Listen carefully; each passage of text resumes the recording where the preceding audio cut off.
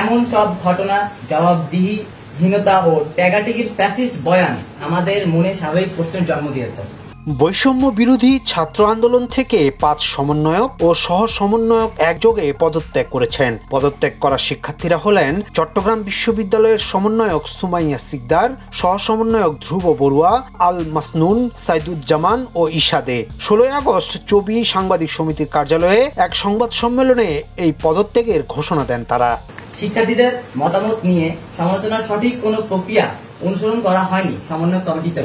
সংবাদ সম্মেলনে পদত্যাগের বিষয়ে শিক্ষার্থীরা জানান, সাধারণ শিক্ষার্থীদের কাছে সমন্বয়করা জবাবদিহি করছেন না এবং নানা ধরনের সাফাই দিচ্ছেন, যেগুলো অনেকাংশেই একপাক্ষিক। প্রথম থেকেই যেসব সমন্বয়হীনতা ও অপরাজনীতির আভাস তারা পেয়েছে, সেগুলোর নিন্দা ও প্রতিবাদ জানান।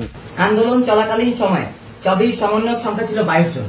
সমন্বয়ক আল মাসনুন বলেন, জবাবদিহিতা ও ট্যাগাটিকির ফ্যাসিস্ট বয়ান আমাদের মনে প্রশ্নের জন্ম দেয়। আমরা মনে করি সমন্বয়করা আমাদের সঙ্গে সৎ নন। ক্যাম্পাস সংস্কারের কাজে শিক্ষার্থীদের অংশগ্রহণ নিশ্চিতে তারা তৎপর নন। প্রভোস্টদের পদত্যাগ না করিয়ে হলে শিক্ষার্থীদের উঠানোর ব্যাপারে আরো ভালো সিদ্ধান্ত তারা নিতে পারতেন।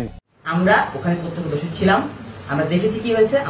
এ বিষয়ে জানতে চাইলে কেন্দ্রীয় সমন্বয়ক খান তালাত রাফি বলেন, যারা পদত্যাগ করেছেন এটা তাদের ব্যক্তিগত সিদ্ধান্ত, এটাতে আমরা হস্তক্ষেপ করতে পারবো না। তবে আমাদের বিপ্লব এখনো শেষ হয়ে যায়নি। সাধারণ শিক্ষার্থীদের সঙ্গে নিয়ে আমরা পরবর্তী কাজগুলো করে যাব।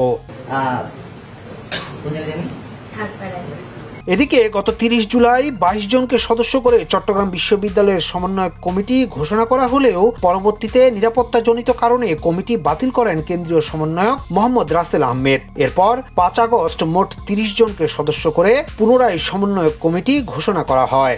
আন্দোলন চলাকালীন সময়ে চবির সমন্বয়ক সংখ্যা ছিল ২২ জন। ইয়াসিন আলী, সোনালী নিউজ, ঢাকা।